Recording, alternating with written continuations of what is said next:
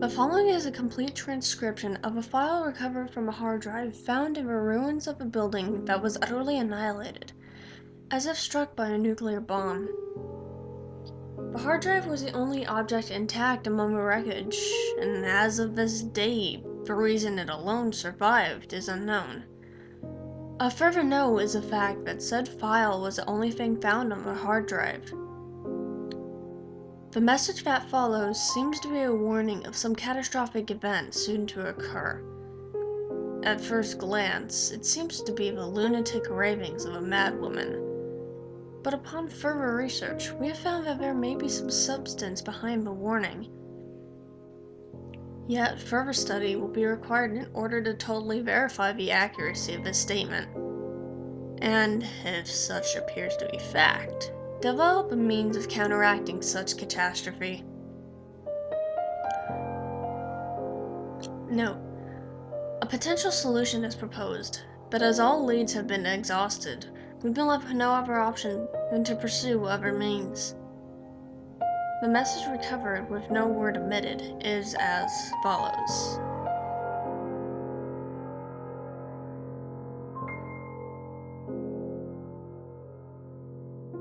Dr. Sonia K. Parker, Junior Researcher, Project 538.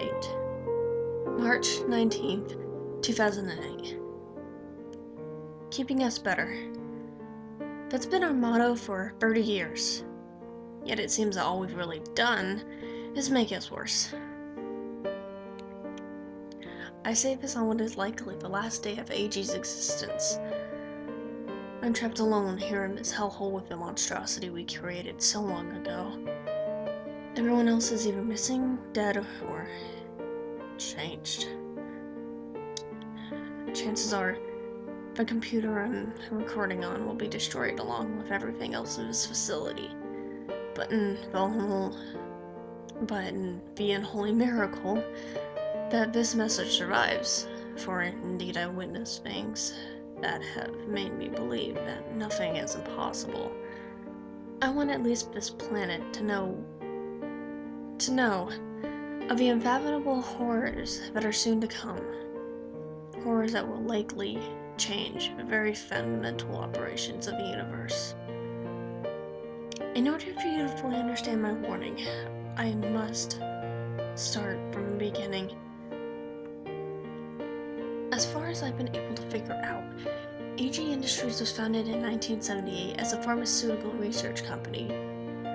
For decades, we were at the cutting edge of medicinal technology, creating drugs that cure diseases once thought incurable. Yet you won't find our name in any scientific journals or history books. You see, AG merely developed drugs for other companies to sell. For example, we would develop, say, a new type of aspirin, and sell the resulting formula to the highest bidder. Then that company would put the drug on the market. That company took the credit for the medicine's creation, while AG would remain silently in the background. At first, we did this as a form of liability control, because we only performed preliminary tests to ensure that the drugs performed their basic functions and weren't lethal. We made clear that it was a buyer's responsibility to run further tests to determine side effects, possible complications, etc. Meaning if there was a lawsuit incurred on the drug, AG would be clear of all responsibility. Yet, as time wore on, it also became necessary to obscure the more, shall we say, shifty operations occurring behind AG's doors. With a field of genetic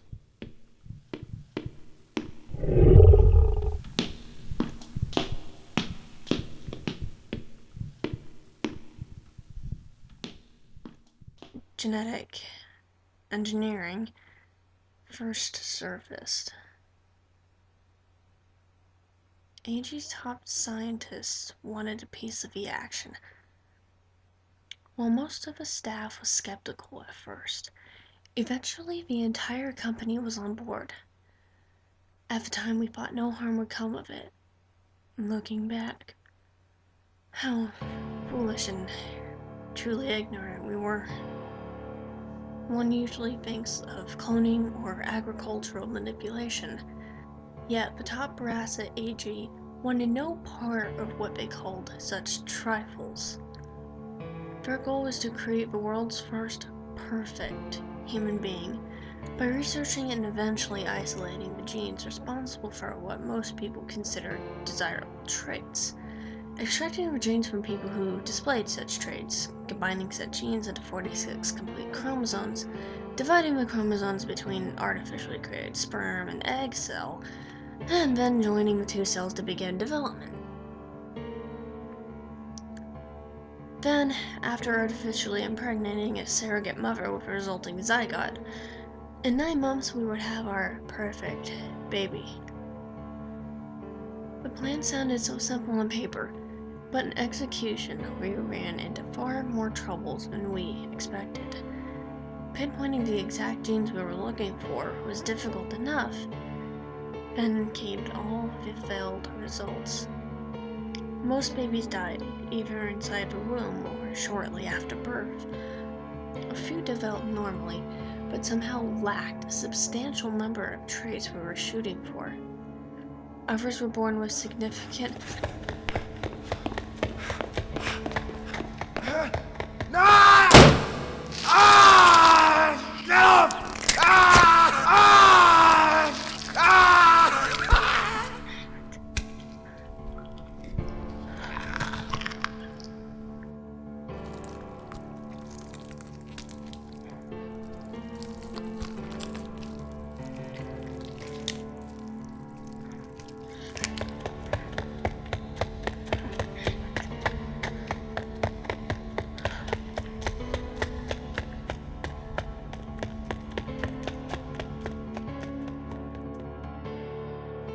others were born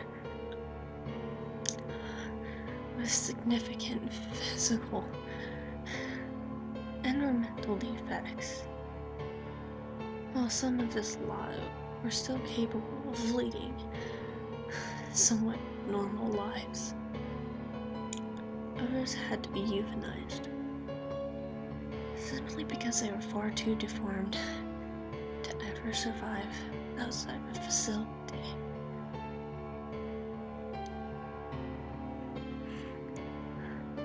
If I recall correctly, it was only after 537 failed attempts that we finally got the baby we were looking for. Project 538 was a perfect baby, the fruit of several years of hard, frustrating, and often maddening labor.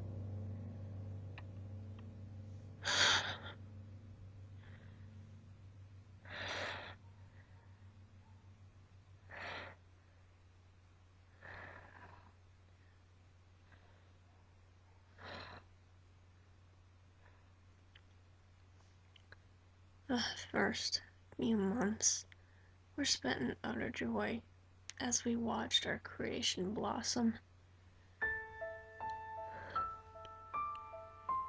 The child developed at an almost supernatural rate. By the time he was 8 months old, he was already capable of forming simple sentences and performing basic arithmetic. By 15 months, he was solving algebraic expressions and reading at a level of a high school sophomore.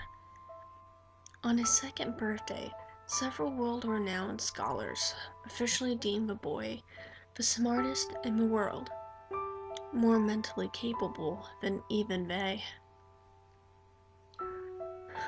Physically, the boy's development was flawless. Even under deliberate exposure to disease, he showed absolutely no signs of sickness. All the while, the researchers involved with Project 538, myself included, were nothing short of elated. Unfathomably proud of the perfect human being they'd help bring into existence. Plans were in the works to extract a sample of the boy's genetic tissue and begin a cloning process. But then, just 4 months, before the boy's third birthday, he arrived. On the surface, nothing was wrong with this man. He was a tall, lanky guy, just looking for a job as a pharmaceutical technician. Yet, if you were ever close to this guy, you just knew something was off. He kept to himself mostly, and oftentimes, when he was around other people, he would make the most off-color remarks at the most random of times. But the main thing about this guy was that he just felt, well, the only word I can use to describe it is empty. The only thing I ever found out about this guy was that his name was Jack. Things got worse when not even a month after he was hired, Jack was promoted to senior researcher for Project 538. Some say he was friends with the top brass and was able to schmooze his way to the position. Others...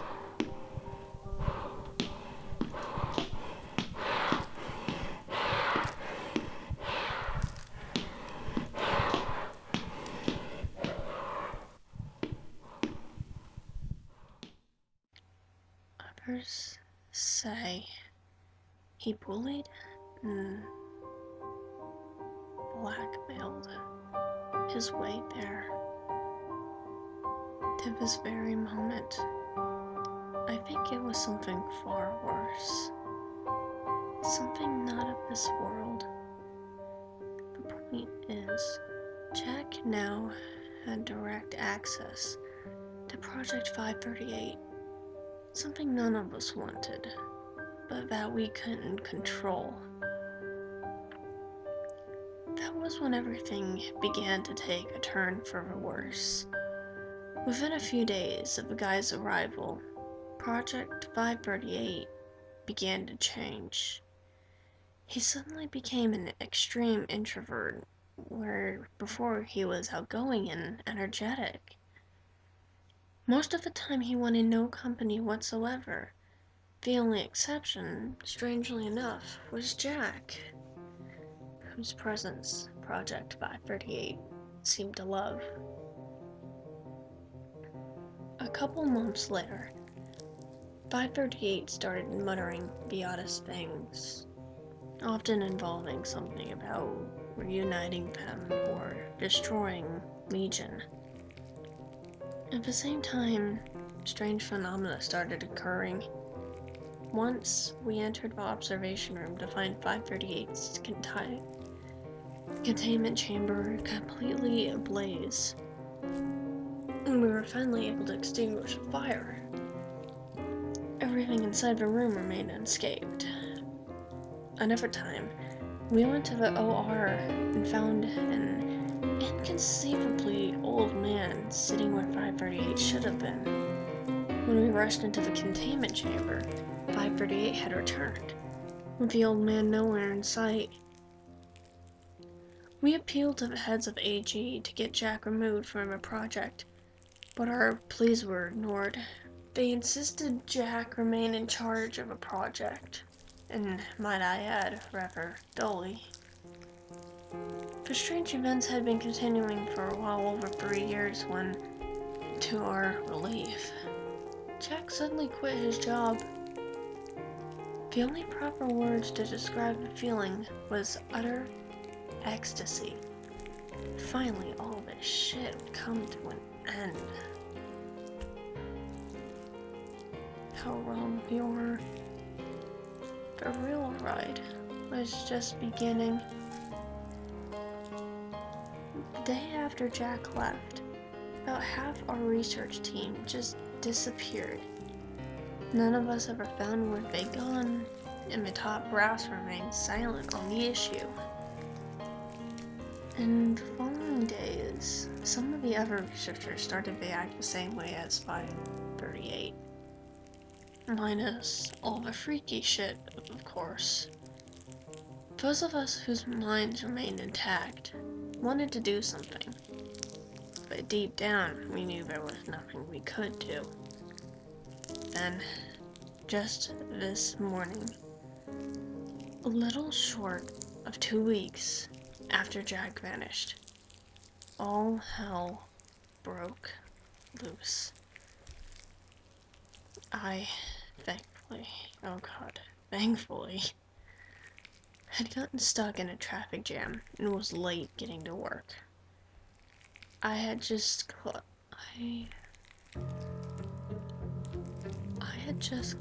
in when I heard a loud thundering sound coming from the area where Project 538 was being held. By this time, we'd all gotten used to the weird shit 538 pulled on a daily basis, so I just thought nothing of it. In retrospect, I should have gotten there as fast as my legs could have taken me. The sight that greeted me when I arrived at the OR is one I will likely take to the grave with me, or wherever the hell I'm going after this. I opened the door to about a dozen bloody, mangled corpses, mutilating in ways no creature on Earth would have been capable of. In the containment chamber, 538 looked perfectly normal, until I noticed his eyes. They were black. No iris, no pupil, nothing but solid black from corner to corner. Then, he turned that bloody gaze to me. Immediately, I felt a pulsating pain within me, unlike no other I'd ever felt. In fact, even as I say this, I can still feel the throbbing aftermath of whatever the hell it was he did to me. Yet, by means that to this minute I'm baffled over, I managed to get away from that room before I finally succumbed to the attack. I locked it up tight behind me. There was no way that little bastard was gonna finish me off. Then I realized that the body count in there was nowhere near the amount of researchers left on that project. That's when I heard the screams. I peered over the balcony to the floor below. Looking back, I sure as hell wish I hadn't. What greeted me was the remaining researchers, also with black eyes, tearing the workers below to shreds with their bare hands. People strangling others with such force that their heads literally popped like shattered watermelons. Ripped and tattered limbs, still spurting blood, being used to bludgeon those who still breathed before the creatures I used to call colleagues descended on them with such animal ferocity, chewing flesh from bone with their teeth. After I recovered from the horror, I did the only thing I could do. The only thing I knew how to do in a situation like this. I ran. Leaving the facility was not an option, as the entire production floor was nothing short of a bloodbath, and those things were damn fast. If I tried, they'd be all over me in seconds.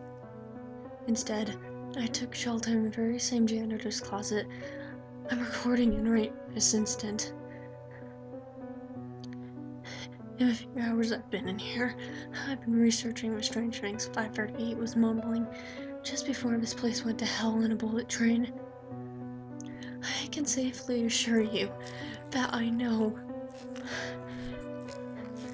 I know that what I found is what I set out to find. You see, there are apparently 2,538 objects that were created by some unknown, unfathomable power. For the most part, these items look like ordinary, commonplace things, but they all hold dark, arcane power that is supposed to corrupt whoever obtains one. What's worse, if all 2,538 are collected and brought together, a catastrophe of unimaginable proportions is supposed to happen. That's gotta be what he meant when he kept talking about reuniting them. Furthermore, some superhuman guy called Legion apparently has 2,000 of them, which would explain the whole destroy Legion bit. All I can hear outside the door now is scraping, squishing. I'm positive that anyone who wasn't one of those monsters is now dead, and that they know I'm here somewhere. I know that bastard Jack is behind all of this. If anyone ever finds that son of a bitch, I hope they give him hell a million times over. I also know that Project 538 is out there, gathering the objects one by one. I warn you, though he's still a child, he's 6 years old as of today. That kid has powers like which this world has never seen. If you get even the slightest inkling you've come across him, I urge you, get as far away from him as possible. Yet, as dire as it all may seem, I believe there is still one last hope. You see, there was the lower-level researcher who disappeared just before that rat-ass Jack first showed his face. He always talked about his son, who was about 20 at the time, and how he thought this kid was somewhat different from others. I don't think the guy even knows about AG, much less Project 538 or the objects. But I've got this gut feeling he's the key to ending it. What I say? Oh my god, I heard it wrong, Gate. It is now.